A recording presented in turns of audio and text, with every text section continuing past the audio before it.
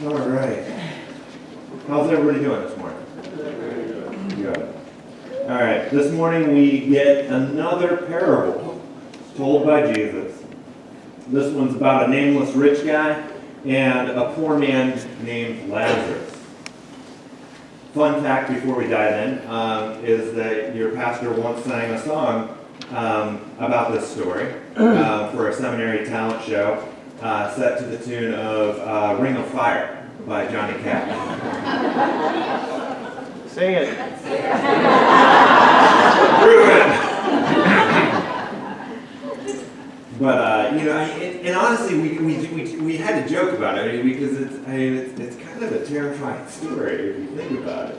You know, it's pretty graphic. It's kind of frightening. You know, you hear Lazarus being destitute and homeless, and he's covered in sores and ulcers and being licked by dogs. That's not a good thing, right? Even if you're a dog person, please don't tell me you let your dogs do that. That's really gross. And then also, you see this rich man, and it says he ends up in agony, and he's tormented by the flames of hell. First off, if this story bothers you, good. Right? It should. I think that's one of the reasons that Jesus tells this story. I think the Bible, in certain points, is meant to jar us, is meant to disturb us, is meant to challenge us. Secondly, I want you all to remember that it is a parable. All right? And we have been looking at parables, and we remember that parables are stories with a point or a moral. Parables are not meant to describe every aspect and nuance of who God is, how God's judgment works, and who or who does not get saved. I don't think that Jesus intended for us to read or hear this story as an exact account of how heaven and hell work. Here's why. All right? You might notice, number one, that it never says that the nameless rich man didn't do acts of charity with his wealth, right? It doesn't say that he cheated people and that's how he got rich. I mean, he might have worked really hard and helped people out, employed a whole bunch of people. It doesn't say anything about his faith or his beliefs. It simply says he doesn't help one guy and it lands him in eternal hell. Who here has ever walked past a homeless person or someone begging for help and not helped them? I know I have. Do we believe in a God that will burn us in hell for one mistake? I certainly don't. Number two, why we don't take this literally. The story never says that Lazarus was a particularly good person. All right? It doesn't say that he shared what little he had with other homeless people. It doesn't say whether or not he believed or had faith in God. The story reads as if just simply because Lazarus suffered and had a crappy life, that was his sole qualification to get him into heaven. So I don't think that we can simplify this story down to say, give money to the church and help the poor, and you'll go to heaven. I also don't think that we can say, to distill the story down for each of us to say, well, give up everything that you have, let go of personal hygiene so that you are covered in sores, and endure unimaginable suffering so that you can go to heaven. All right, those are two things that this story is not telling us to do. So we've kind of determined maybe what the story is not doing. What is the story talking about this morning? What is the message for us this morning? Honestly, I think there are many messages. That's one of the cool things about parables. We hear this parable every 3 years. And if you come back on this date in 3 years, you will hear a completely different sermon, I hope. We can read them at one time and they say one thing to our hearts. It could give us hope. Can you imagine being broken? Can you imagine being homeless, hurting, not knowing where to go next? And hearing the story of Lazarus being rescued by God, how that might give you encouragement. Another time, this story could preach fear in our souls because we see the faces of those that we were called to serve and called to protect and called to help, and we did not. I want to draw your attention to a detail that jumped out to me as I wrestled with this parable this week. Verse 26. Besides all of this, between you and us, a great chasm has been fixed, so that those who might want to pass from here to you cannot do so, and no one can cross from there to us. A great chasm exists between us. You on one side, and me on the other. Anything sound familiar to us yet? Divisions and extremes run all the way through this whole story. We hear about the rich man who is covered in purple robes, right? And purple is the most expensive and rare color. It was the color of royalty. The poor man is dressed only in sores, not even rags. The rich man feasted sumptuously every day, all right? And feasted sumptuously, the way that should be translated is ate like it was Thanksgiving. Every day he wore his fat pants. And while the poor man longed for what was thrown away from the meal. The rich man, where is he? He's inside. And the poor man lays outside at the gate. Division, separation, a great chasm. Have you ever experienced feeling divided or separated from those around you? What are some things that divide us? Would you be willing to share? Politics, yeah, I think that one might be on people's minds this time. Yeah, politics are something that divides. Race, yeah, I mean, in our country that is a serious issue as well. Yes, Ms. Lindsay.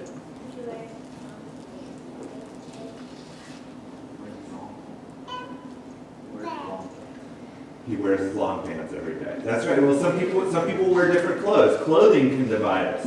That's a very good point. I can remember times in school where some kids got made fun of for what they wore. Gender.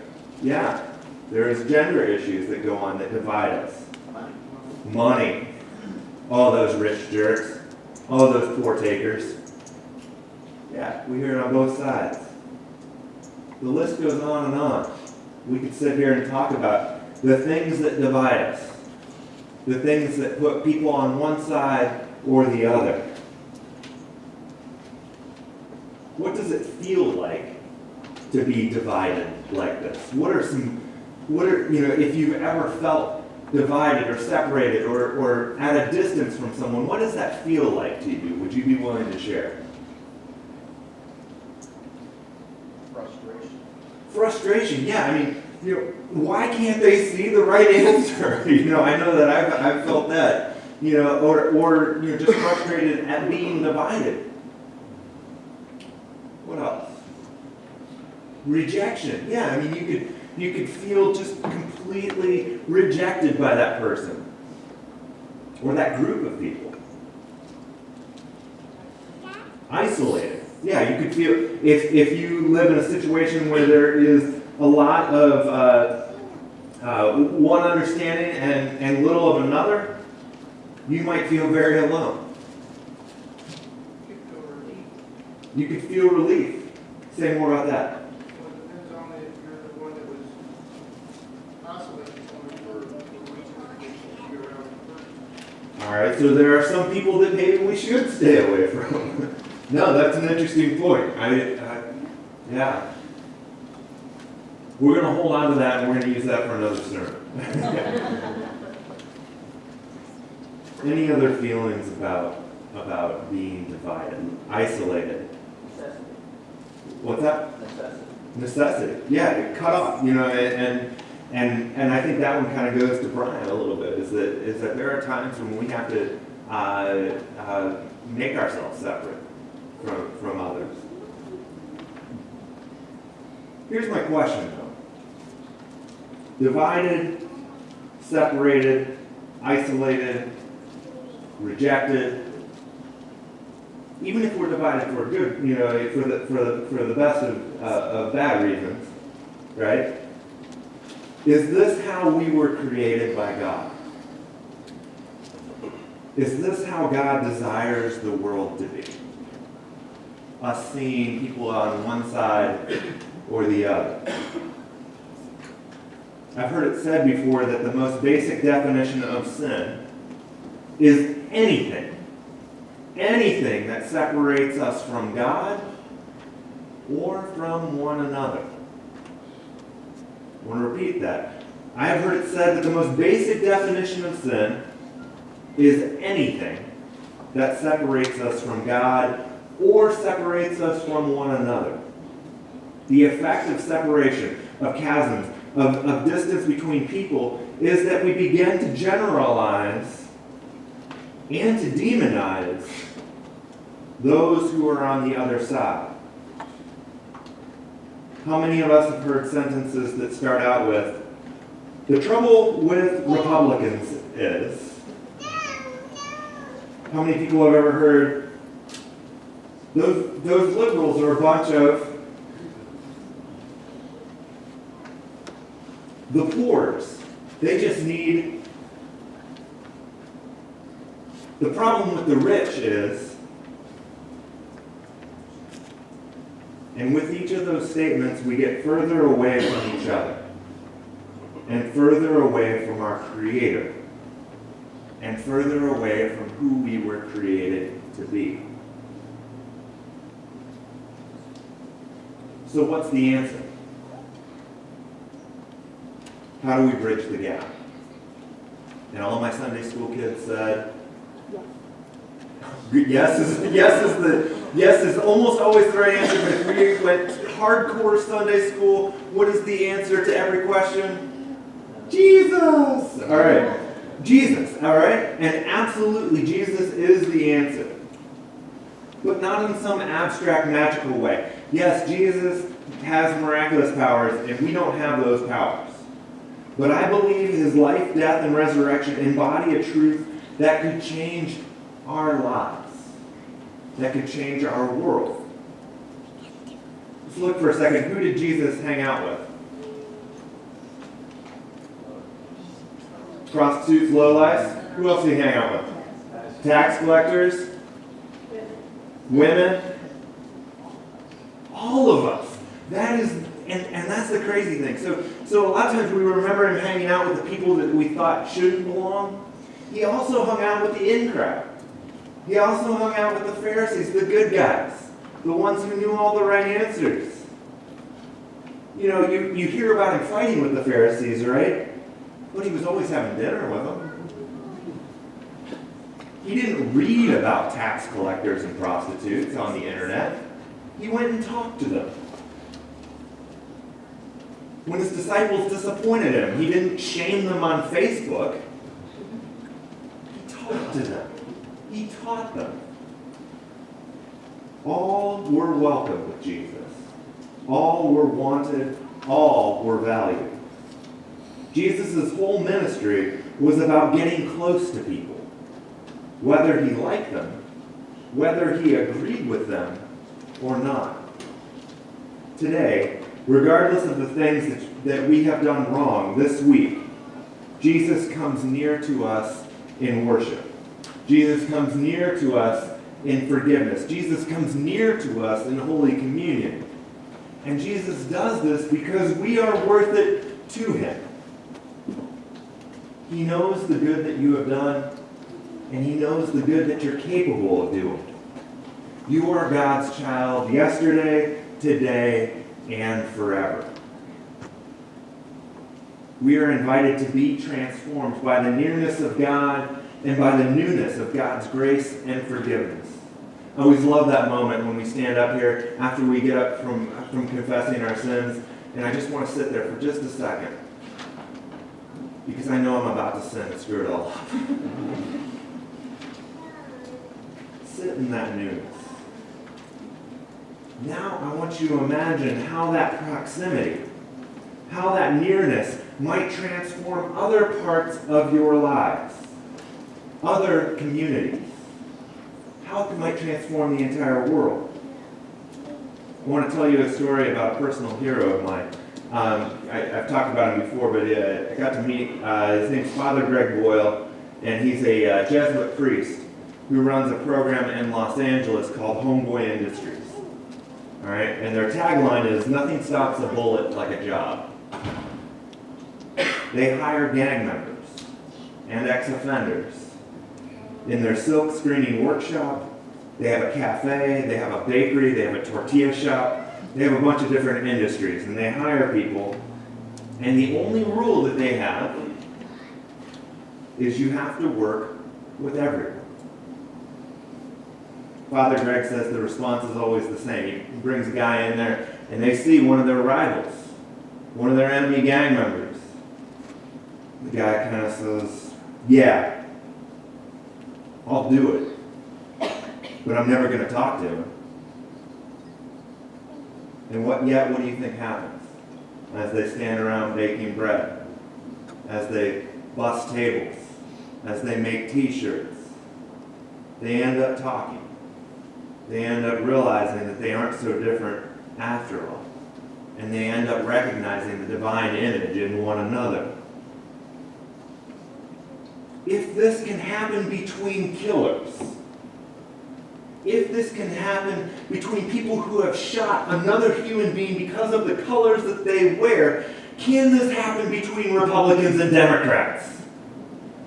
My God, yes. Can this happen between black and white? Can this happen between men and women? Can this happen? Anything that you want to throw out as a distinction.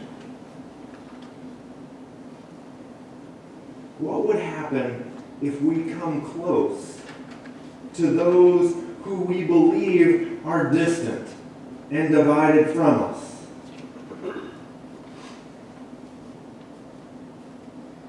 Listen to that annoying kid at school who holds and spouts off the opposite political beliefs.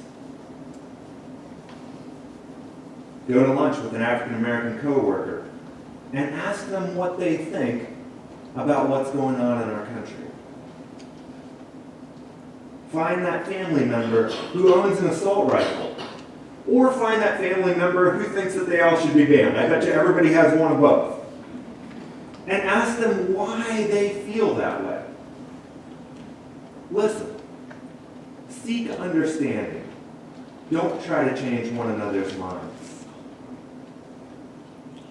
What will happen if we get close to those who we feel divided from by a great chasm? Go and find out.